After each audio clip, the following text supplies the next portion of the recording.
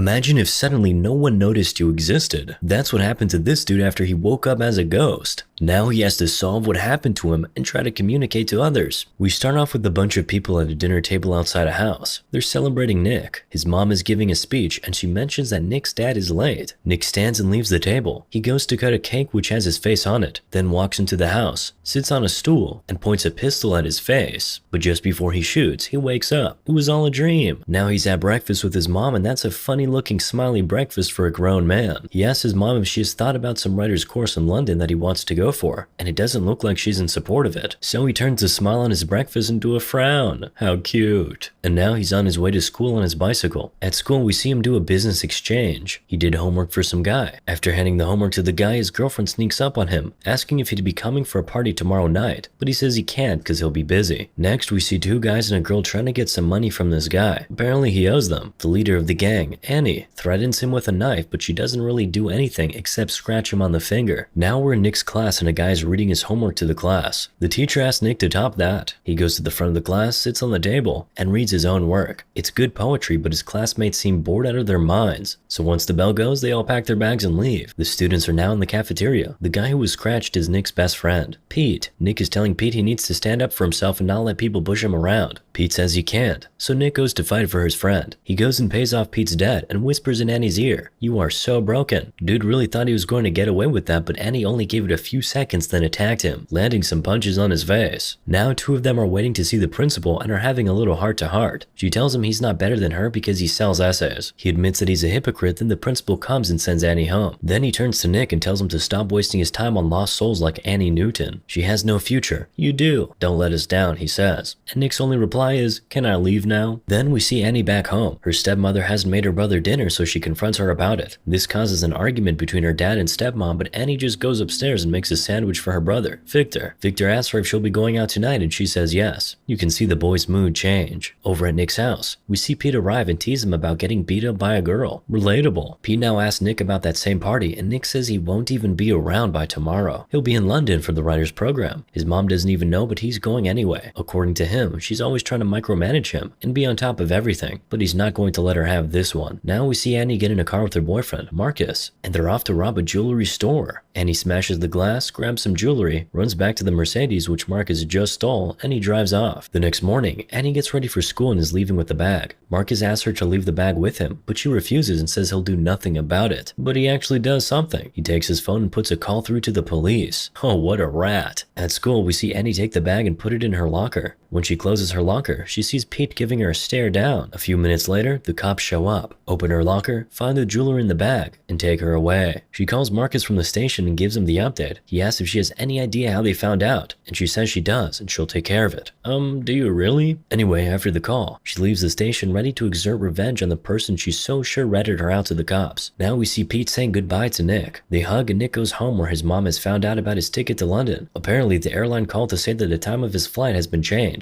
She confronts him about it. He apologizes and said he was trying to talk to her about it, but she notes that he has had the ticket for weeks, so he was going to go no matter what she said. But she's shocked he was just going to leave without saying a word. She says she feels like she has been living with a stranger. Nick is now in his room getting ready to leave. He takes a watch and puts it in his pocket. Then we see Pete walking pretty briskly, and boom, some guy comes and punches him from nowhere. It's Annie's guys. They take him to Annie. She thinks it's him who ratted her out, so she's beating him up, trying to get him to admit to something he didn't do. The torture is too much for him to bear, so he says he'll tell her who did it. Boy, who are you about to implicate now? The answer is his best friend, Nick. But you just have to understand his rationale. It's not like he's a snake or anything. He just expected that Nick would have left the country by now, and Annie would not have anybody to beat up. But unfortunately for everyone, Nick's flight got delayed, so he's at the party asking his girl if she wants to go to London. While they hang out, he throws her the ticket and tells her to have a good time. It would appear that his mom's little speech changed his mind and he no longer wants to go. And you know that isn't good news for anybody. He's walking back home when a car starts chasing him and then pushes him to a ditch. It's Annie and her boys. They're beating him up now. Pete comes out of the car and tries to explain his rationale, but nobody's listening to him. Annie now picks Nick up and asks him, "Who's broken now?" And he still answers, "You are." We all love a guy with some balls, don't we? Okay, that may have come out wrong. Anyway, Nick's balls earn him a few more punches and a hard kick to the face. That kick kills him, so they go and dump his body in a hole. During the process, Nick's watch falls, but nobody notices it. I could forgive Pete before, but not now. How would you allow yourself to be part of that? He's your best friend, for crying out loud. Anyway, Annie goes home and confesses to Marcus. She tells him she clapped the guy who sold her out, and you can see the shock on Marcus's face, because he knows for a fact that that was not the person who sold her out. He's now asking her why she came to him. You know I'm on parole, Annie. Why'd you come here? He asks and sends her away. She feels betrayed. Betrayed? Wait till you find out that he's the one who sold you out. She smashes some stuff in his workshop, gives him an ironic kiss, and leaves. Then early the next morning, we see her burning her clothes from last night. You won't believe what we see next. Nick. He walks out of the woods looking unscathed. So clean and fresh. He walks to school, goes and sits in class, but here's the thing. No one can see him. He's, how do you say it? Invisible. Relatable. So nobody knows he's in class even though he's sitting right there and can hear everything they're saying. They use that opportunity to get a few things off their chest about him, even his girl. She calls him pretentious and says he's always trying to make himself feel important. You can't trust these girls, man. But then again, his best friend also betrayed him, so actually, don't trust anybody, bro. At first, he thinks they're only messing around with him, but then he takes a book, throws it at his shelf. The book never even leaves the table. He then goes to the telephone in the principal's office to call his mom. He's right in his principal's face, but the principal can't see him. This guy must be John Cena. Then he shouts out to his mom. He can hear her talking to the detectives about him, but she can't hear him. He's running home now. On his way, he clatters into someone in the school hallway, gets hit by a car, run over by a truck, but nothing really happens in real life. He gets home and sees detectives all around his house doing everything to find him. He tries to put his mother out of her misery by telling her he's dead, but of course she can't hear him. Now he's just wandering the streets. Man, if I found out I was invisible, I would be doing a lot more than just walking the streets. Anyway, the detectives, Brian and Kate, are making headway with their investigation. They spoke to the principal who told them Nick got in a fight with Annie, so they head to Annie's house. Apparently, Brian knew Annie when she was little because her dad used to be a cop. They're up on the roof asking Annie what she was doing last night, and Nick is there to supervise her lies. But he also finds out that Annie clapped him because she thought he ratted her out. He throws her off the roof, but you know, that just doesn't work. The detectives take a search party out to the woods where Nick's body was dumped, and Annie calls Pete and tells him to be there. Nick hears that and gets visibly sick. He's in his room now and he can see his mom come in and go through his stuff. She's reading a poem he wrote, and he's reading along with her. His pet bird joins him in invisible paradise. He holds it in his hands, and after some seconds, it disappears. That's a revelation for him. He says, "I'm alive," and he runs straight to where his body was dumped. He's trying to get the search party to find him, but he's not having much luck with the humans. The dog, however, first seemed like he could see Nick, but he turned away at the last second. The dog helped find Nick's watch though. Now Pete is reporting to Annie and the rest of the gang. He feels they'll soon be found out, so he says he'll go to report to the police. Annie tells him if he reports, he goes to jail too. Meanwhile, Nick is there listening to everything. Annie now sneaks back into her house and she's trying to pack up her stuff and run away. Victor wakes up and asks if she's going to go away and never come back like mom. Oof, that's pretty heartbreaking. Annie is crying now. She might be stone cold, but she's soft when it comes to this boy. She tells Victor to never be like her. Excellent advice. Her dad walks into the room and tells her to leave and she says cool, but if anything happens to her younger brother, she'd be back and she'd clap him. She leaves the house and Nick does one of his monologues again, telling her horrible family dynamic doesn't excuse anything she has done. The search in the woods intensifies. We can see choppers and ambulances now. A professional says if Nick is alive out there, he has 2-3 days tops. Now we get a visual of Nick's body, and we see his fingers twitch. He's really alive. Detective Brian now goes to have a word with Marcus. He asks him if he was with Annie on Tuesday night, and of course he says yes. He then asks him if he was with her the night before, when she robbed the jewelry store, and he said no. He knows nothing about that. Of course, Brian knows Marcus has been on parole for 8 months, but he doesn't stress that too much. He just drops his card and tells Marcus to call him if he sees Annie, because he wants to talk to her about a missing person at her school. Finally, Brian makes sure he lets Marcus know that he knows the exact brand of car that got stolen that same night the jewelry store was robbed.